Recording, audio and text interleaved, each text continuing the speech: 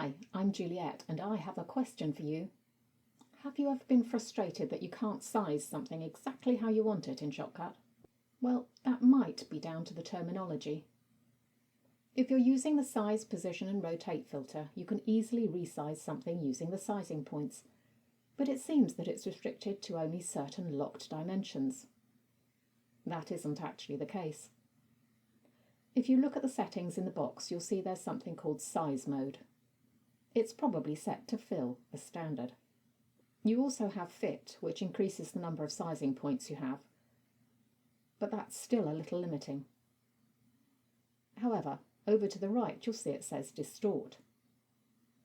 That doesn't mean it's going to go weird or shear the shape in some way. It does, however, mean that you can squash and expand an image either horizontally or vertically, within the constraints of a rectangular container. If you're interested in more Shotcut videos, why not check out this playlist?